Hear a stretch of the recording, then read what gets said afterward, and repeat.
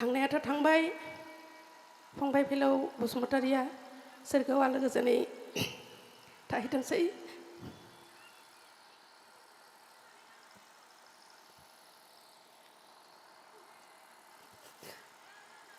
बेखौनो हास्थायबाय आं। दिनै रुंसारि फैलाव बसुमतारिनि आगान मुङै सावरायनाय बे मेलाव नुजाफैनाय मानगोनां लेंहरजानाय आलासि नोंथांमोन आरो बेवहाय गाहायाव जिरायनाय हारिमु मोजां मोनग्रा फैलाव बसुमतारिखौ मोजां मोनग्रा बयबो रायजो राजानिसिम आंनि खुलुमनाय आरो अननाय बावहरग्रोबाय। आङो फैलावखौ बबे समनिफ्राय लोगो मोनदों आंहा गोसोआव गैया, नाथाय रेडिअ'आवथ' खोनादोंमोन आं बिनि बैराथि मेथाइखौ आरो बेयो आंखौ सिख्ला केसेटआव मेथाइ रोजाबनो लेंजेनदोंमोन जानांगौ, आंहा बारा गोसोआव गैला। आं गोबां मेथाइ रोजाबदों फैलावनि, नाथाय गासैबो मेथाइयानो रमान्टिक गोजा आरोखि। बे समाव मार्केटखौ नायनानै बानायनांगौ जायो, केसेटनि प्रडिउसारफ्रा मार्केटखौ नायनानैसो मेथाइखौ लिरहैयो नालाय, बेखायनो आं रमान्टिक मेथाइसो बांसिन रोजाबनो मोन्दों। बिनि गेजेरावनो आं गोसोआव दं, आं बुंग्रोनानै लानि। लेटेस्ट आं बैसागु मेथाइ बिनि रोजाबदों, बिनिफ्राय आं बिनि मेथाइखौ रोजाबाखै। फैलाव फंबाया आंनो लिरना होदोंमोन। आंलाय रंजालि रुवाथि बे बैसागु मेथाइखौ बेहाय सायास्रिया मोसादों आरो बिनि गिबियाव गौतमजोंबो रोजाबदों आं। आगै फावदुर गुफुरै सोमजिरि होननाय मेथाइखौ रोजाबदों आरो मोनसे रोजाबबावदों, फालो फालो सिख्लाफोरा ना गुरदों जाम्फैयाव होननाय बेखौबो रोजाबदों आरो सिमाङाव नुनाय रजेनि फालिखौ बेखौबोथाय रिजुआ एक्टिं खालामदोंमोनदां। आरो दंबावो गोसोखाङो, मामोनलाय मोनसे, आङो हर सान गोसोखाङो नोंखौनो रजे। आं बुंखादों जे फैलाव आंनो गासिबो रमान्टिक मेथाइखौ होदों। बेनिफ्राय दोंसे दंबावोमोन, बा बहुद दङ ओमफ्राय गोसोआव गैया। आं दिनै दा दोंसे रोजाबनानै खोनासंहोनो सानदों, नाथाय रोजाबथारिखाय दाना गाराङा बारा जाया, अब्लाबो एसे ट्राइ खालामनायसै। फैलाव लिरनाय मेथाइ।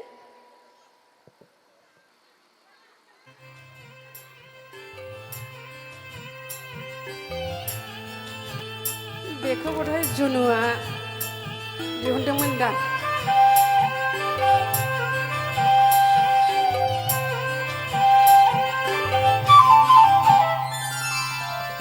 बैसागु ओंखारबाय थाङो रजेया फैयासै दिनै दाबो लामा नायै नायै मेगना रुबाय बाय लामा बाथायाव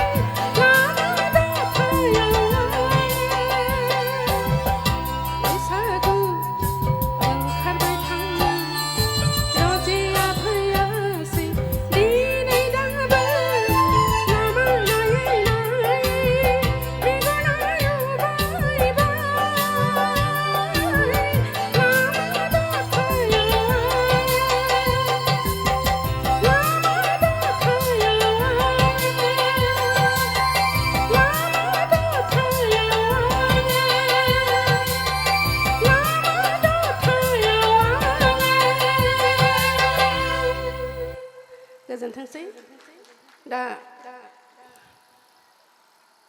थांनायाथ' थांबाय फंबाय फैलाव बसुमतारिया सोरगोआव आलो गोजोनै थाहैथोंसै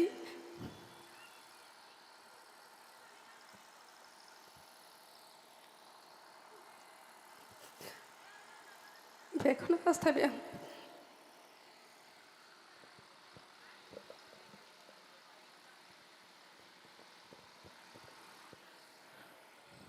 गोजोननाय थाबाय मेडामनिसिम थारैनो इमसनेल जाखांदों बिथांखौ गोसोखांनानै जियानो जा जोङो उननि हाबाफारियाव मोनसे हाबाफारि जोङो लाबोबावदों बे जाबाय सिनायथि होनाय भिडिअखौ नायनायनि थाखाय साबायखर गोजोन्थों